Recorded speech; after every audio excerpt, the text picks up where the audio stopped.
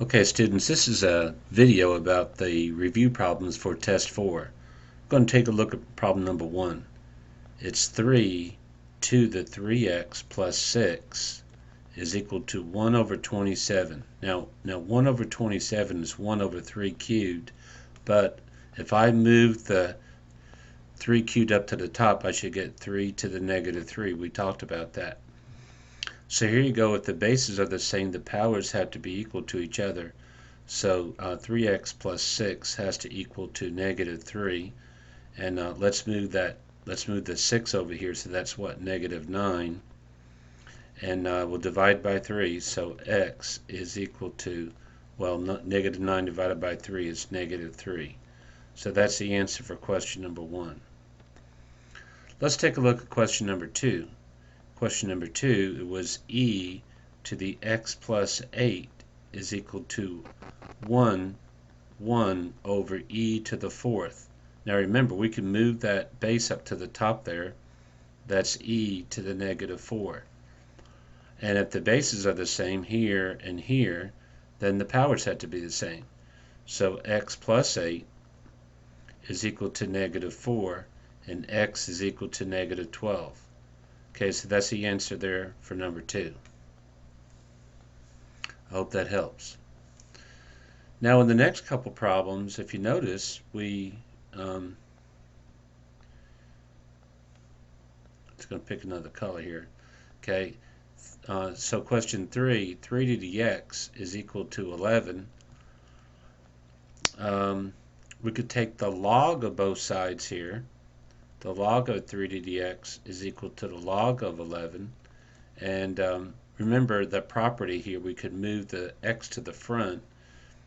So x log of 3 is equal to log of 11.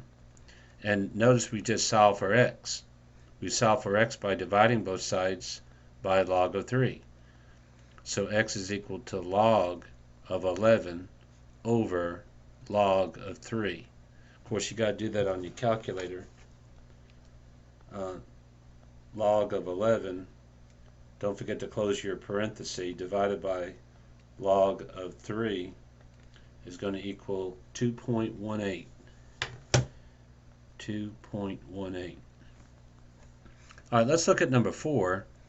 Number 4 was 3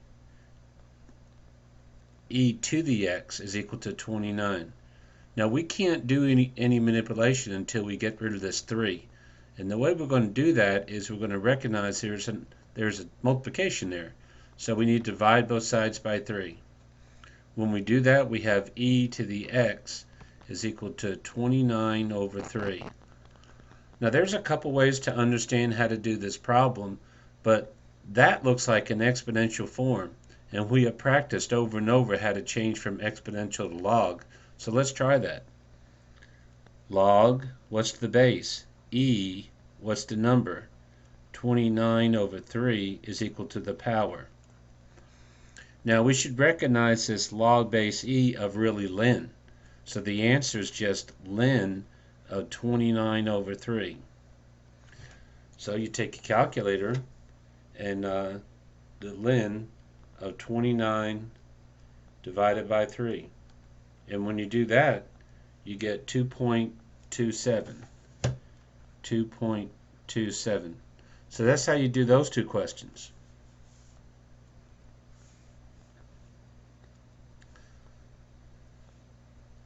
Okay, let's look at number 5. On number 5, we have ln of x is equal to 3. Now remember, we want to try to solve the equation.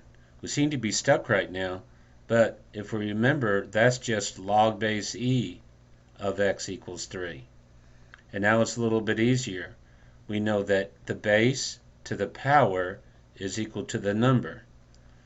And e cubed, it's about 2.7 or 3. 3 cubes, 27. So again, we could take a calculator, second e cubed, it gives us 20.09. 20.09. So either we select that as an answer or this as an answer. So keep that in mind. Let's look at number 6. On number 6, I have log base 4 of x minus 3 is equal to 1. Okay, I may appear stuck, but really not. 4 to the 1 is equal to the number, which is x minus 3. 4 is equal to x minus 3, so guess what? We just add the 3 over here, and so x is equal to 7. All right, so that's pretty straightforward. All right, let's do number 7. Ln of, I'm going to rewrite this as, well, I'll just say radical x plus 1, okay? I'll just leave that in there right now, is equal to 7. Okay, now remember, that's just log of e, log base e of square root of x plus 7. X plus 1 is equal to 7. Now there's a couple ways to do this. One way to do this is just change it to an exponential. E to the 7 is equal to the square root of x plus 1. And we need to square both sides. Square both sides to get rid of that radical. Square this side too. Notice on the left side that's just going to be e to the 14th is equal to x plus 1. And the way to solve that for x is just subtract that 1. So I'll just squeeze it over here somewhere. X is equal to e to the 14th minus 1. Now e to the 14th is going to be a big number, so we'll just leave it like that. All right, let me get a darker color here and work here with number 8. I'll just put that up here. Now remember, on the left side we have log of 3x. On the right side, notice we have this plus here. That plus means we need to put the two log statements together and condense them. So that's log of 5 times x minus 2. Now notice in this case we have log of something equals log of something. So we could just set those arguments, that and that together, set them equal to each other. So 3x is equal to 5x minus 10. I just multiplied it out. I'm going to move this over here and say 2x. I'm going to move the 10 over here and say 10. All right, 2x is equal to 10, so x is equal to 5. Okay, I could go back and check it out if I wanted to, and it would work out. So that's the answer for that problem. All right, let's look at the number 9. I'll have to do that, and we'll just pick again another color. I will just go back to the blue. How's that? Okay, we're going to have to write it over here. Log base 5 of x plus 2 minus log base 5 of x equals 2. You remember minus means divide, so we're going to combine or condense this expression. X plus 2 over x is equal to 2. Alright, now if you notice here, we're sort of stuck, but we could change it to an exponential. So what's the base? 5. 5 squared is equal to the number, which is x plus 2 over x. I'm going to have to change that again and stick it up here at the top here and do that work over here. Alright, so that was 25 is equal to x plus 2 over x. Let's just change that to 25 over 1. Okay, cross multiply. So what's 25 times x? Is 25x is equal to x plus 2. And let's move that x over here. 24x is equal to 2. Divide x is equal to 2 over 24, or 1/12. Final answer. Alright, so that last problem was a little involved, but it wasn't impossible. Okay, question 10. Now this question involves you to do a little more thinking. We're going to use this formula. A is equal to the principal, and I'm just going to write it like this because it's a little bit easier to see it like this. Now it says find out how long it takes $2,900 investment to earn $300 interest. So we started with the 2,900. Got to know where to put that, okay? And it's going to gain $300 interest. So what's $300 and $2,900? That's $3,200. Okay, hopefully that makes sense. Now, it's invested at 9% compounded monthly. 1 plus 0.09 over 12, right? To the NT, okay? Round to the nearest tenth of a year. So now we're going to have to figure out the time, okay?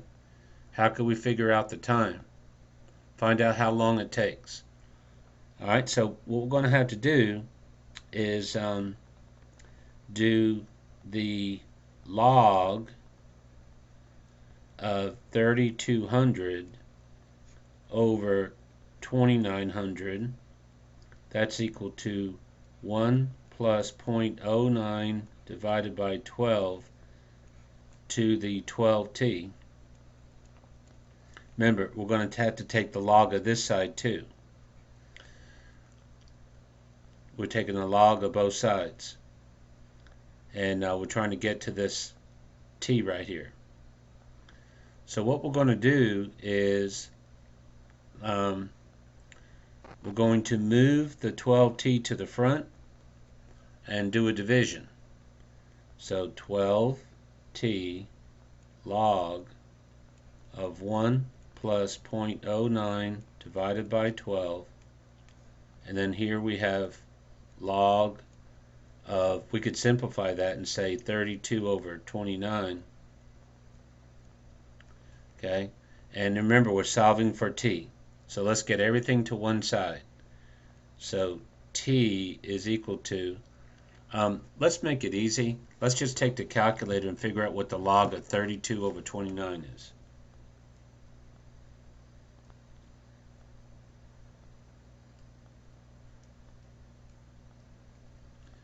Okay, that's 0.0427. 0.0427. And let's find out what 12 times the log of this is. So 12 log of 1 plus 0.09 divided by 12. And that's 0.0389. So it's going to be, t is going to be the left number divided by the 0.0389. Let's see what that number is. 0.0427 divided by 0.0389. That's going to be 1.09 or 1.1 years. That was a little work, okay? Alright, so that was a little tough. Let's see how number 11 goes. The size of a raccoon population in a national park increases. Okay, so we're going to use this little formula. Y is equal to y sub naught e to the 0.047t. Okay, now it talks about if the size is 166, so we're going to put 166 here. Find out how many raccoons there should be in 4 years. So again, we're just going to plug in 4 right there. Now remember, when you put that in your calculator, I'm going to do 166 second ln, and then I'm going to go 0.047 times 4, then close your parenthesis. And the answer is 200.33. So if we were going to round to the nearest whole number, we would say 200 raccoons. Okay, look at number 12. It says, how much did you initially invest? That means t is 0. Okay, that would cause e to the 0, which is 1. So the answer is just $3,700. Okay, on question 13, here's a general formula where it says you initially have 900 and they want to know after 30 years. Plug it in there and you'll get this number. Check that out. Okay, this is the last problem worked out. The final answer is right down here at the bottom.